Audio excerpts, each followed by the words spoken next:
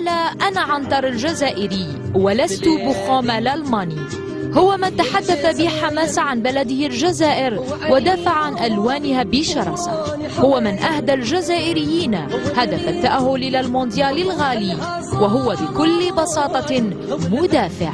عنتر يحيى أو عنتر زمانو، ابن 27 ربيعا، من مواليد مولوزة الفرنسية، من عائلة جزائرية أصلها من مدينة سدراتة بولاية سوق قهراس أو سوق الأسود.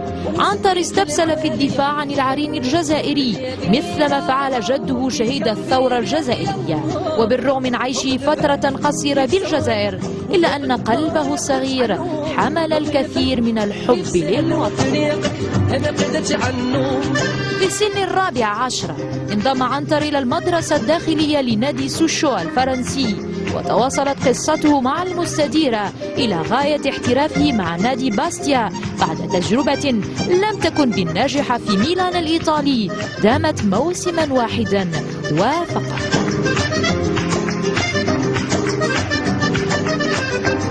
غادر المدافع الصنديد باستيا متوجها إلى نيس، حيث شارك مع النادي في الكثير من المباريات حتى مجيء المدرب فريدريك أنتونيتي، والذي قرر إبقاءه في كرسي الاحتياط، ما دفعه للمغادرة من جديد لتكون وجهته التالية خارج الحدود الفرنسية على سبيل الإعارة لنادي بوخوم.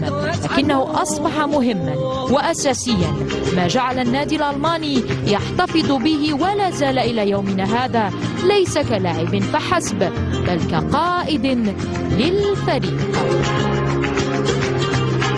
عنتر يحيى والمنتخب الجزائري رحلة بدأت شتاء 2004 أحس فيها اللاعب بانتمائه الكبير لمحاربي الصحراء ليكون واحدا من نجوم الخضراء بكل المقاييس.